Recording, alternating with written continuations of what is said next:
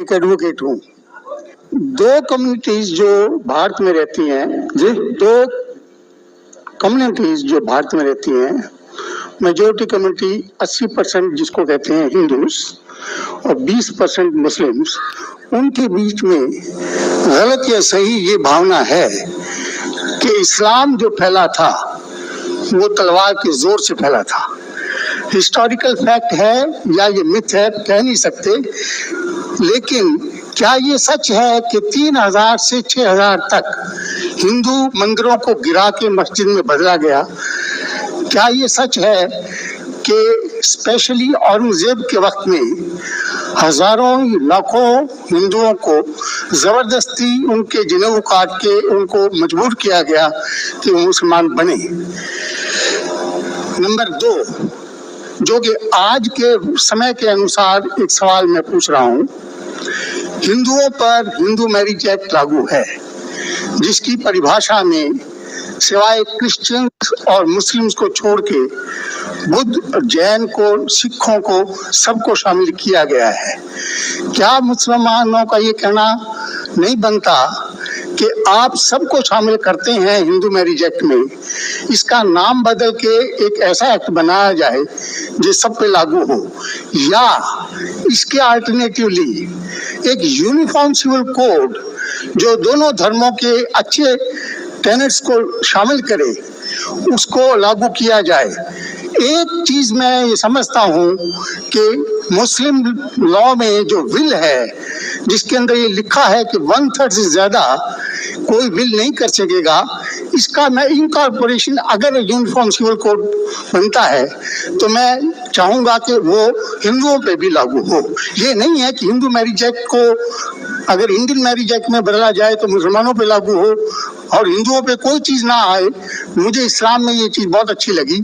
ऐसे ही कोई uniform civil code के लिए ये मुस्लिम आगे क्यों नहीं आ रहे, इसकी वजह मुझे बताई जाए।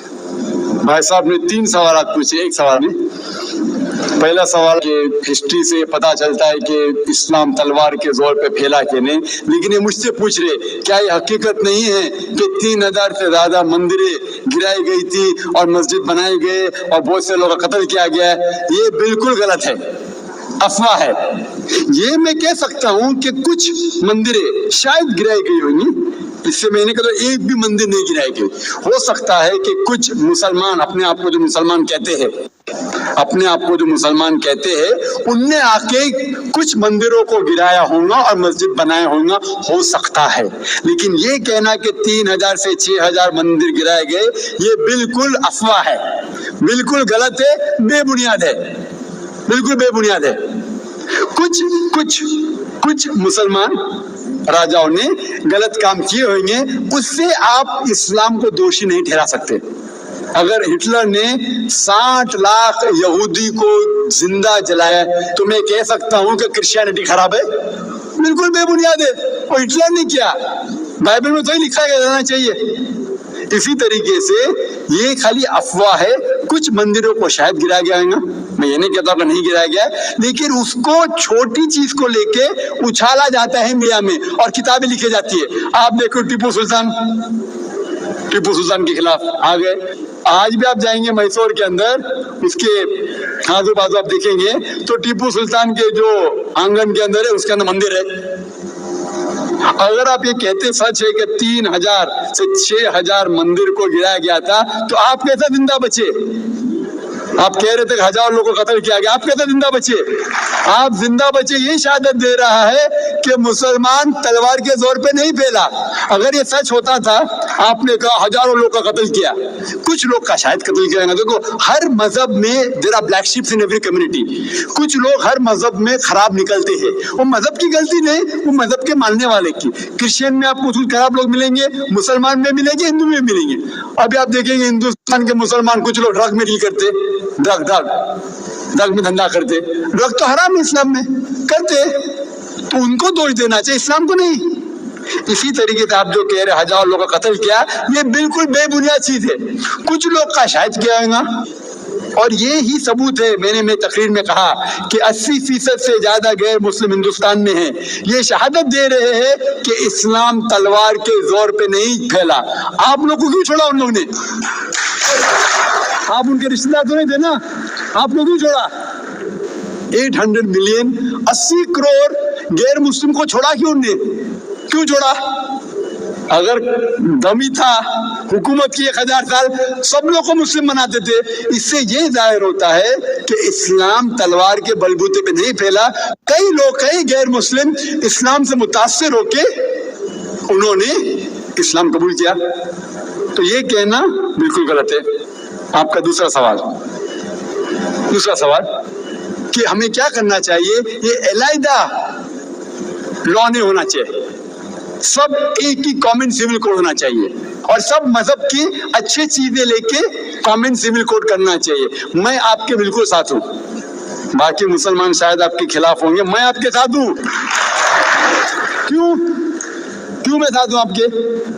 पहला चीज, हम मुसलमान अगर दिगर मजहब के बारे में जानेंगे, कभी कॉमन सिविल कोड की बात आती, सबसे ज्यादा नारा मुसलमान गलत है।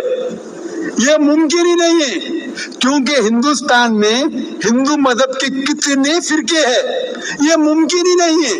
मुसलमान तो सिर्फ 20% या 80% या 75% जो हिंदू लोग हैं, उसमें ही मुमकिन नहीं है। ये कॉमन सिविल कोड हिंदू लोग ही इसको फॉलो नहीं कर सकते। हिंदू मजहब में कितने मुख्तलिफ ग्रोह है। एक कहता है कि बेटी को जाना चाहिए, एक कहता है बेटे को जाना जायदाद, एक कहता है कि जितनी खेती है वो नहीं जा सकती बेटी को, दूसरा ग्रोह कहता है, कितने मुख्तलिफ ग्रोह है, हजारों। ये मुमकिन ही नहीं है पास होना, मुमकिन ही नहीं। मैं कहता हूँ ये अफसोस की बात है कि हम मुसलमान जानते ही नहीं, हमको आवाज करने की जरूरत ही नहीं है। ये खाली हमें छेड़ रहे हैं। क्या कर रहे? छेड़ रहे हैं और हम उकसा जाते। Point number 1। पॉइंट नंबर 2, मान लो आप लोग कबूल करते हैं कि कॉमन सिविल कोड होना चाहिए। आपने क्या कहा कि सारे धर्मों की अच्छी बात को लेना चाहिए। बिल्कुल सही। मेरा पहला सवाल, आप इस्लाम में एक चीज बताओ जो इंसानियत के खिलाफ है, तो हम निकाल देंगे उसको।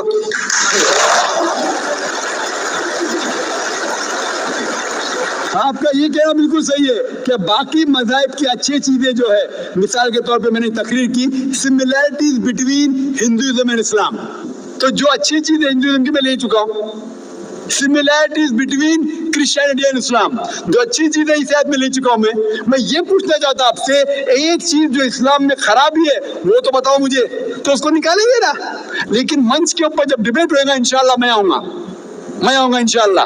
हाँ, मंच पे जब डिबेट होएगा कि हम क्या करेंगे, हर मज़हब की अच्छी चीज होंगी, तो मैं ये चाहता हूँ कि इस्लाम की तरफ से उस मंच पे, उस स्टेज पे इंशाल्लाह मैं आऊंगा। ये चैलेंज है। कोई भी शख्स हिंदुस्तान में हो, मिनिस्टर हो दो, कोई भी स्वामी हो दो, कोई भी शंकराचार्य हो दो, इंशाल्लाह मैं तालिब इल्म हूँ इस्लाम और दीगर मज़ाहिब का। मैं तस्लीम करता हूँ कि डिबेट होना चाहिए, हक बात जो निकली, लेकिन उसके ऊपर अमल भी होना चाहिए। हक बात जो सबसे बेहतरीन है इंसानियत के लिए, उसके ऊपर अमल होना चाहिए। इसलिए जो आखिरी किताब जो अल्लाह सुब्हानहू व तआला नाज़िल की कुरान शरीफ, वो इंसानियत के लिए सबसे बेहतरीन किताब है, उसके ऊपर अमल होना ही चाहिए। आपका तीसरा सवाल, क्या ये हिंदू जो है इनहेरिटेंस के अंदर, ये इनहेरिटेंस जो होता है इस्लाम के अंदर, 1/3 हिस्सा, 1/3 हिस्सा हम विल में दे सकते हैं, देना जरूरी नहीं है, दे सकते हैं। इस्लाम के जो विल के अंदर जो आता है इनहेरिटेंस, वो कुरान की आयत है सूरह निसा की सूरह नंबर 4 आयत नंबर 11, 12 और 176। उसमें कहा गया है कि जो भी आपकी जायदाद है, अल्लाह सुब्हानहू व तआला कह चुका है कि आपके बेटे को बेटियों से डबल मिलेगा। आगे लिखा गया है आपके वालिदैन को 1/6 मिलेगा। सिर्फ अगर बच्चे हैं तो वालिद वालदा को दोनों को 1/6, अगर बच्चे नहीं है तो वालदा का 1/3। आगे बढ़ती आयत नंबर 12 पे लिखा है कि आपकी बीवियां जो आपके लिए छोड़ेंगी, अगर बच्चे नहीं आपको आधा मिलेगा, बच्चे हैं तो 1/4 मिलेगा। आप जो आपके बीवियां के लिए छोड़ते हैं, बच्चे नहीं तो उनको मिलेगा 1/4, 1/4, बच्चे हैं तो 1/8, 1/8। ये डिफिकल्ट है याद रखना, आप जाके रेफरेंस देख सकते हैं सूरह निसा सूरह नंबर 4 आयत नंबर 11 से 12। और इसके बाद अगर आप किसको विल करना चाहते हैं, आप नहीं कह सकते कि मैं मेरे बेटे से ज्यादा मोहब्बत करता हूं, बड़े बेटे से, इसलिए उसको ज्यादा दूंगा, ये बिल्कुल गलत है। लेकिन जो ये दायरे में नहीं आते हैं इनहेरिटेंस के, उनको आप 1/3 हिस्सा दे सकते हैं। आप कहते हैं आपको ये चीज बहुत पसंद है, आप भी करना चाहते हैं, आपको कौन रोक रहा है?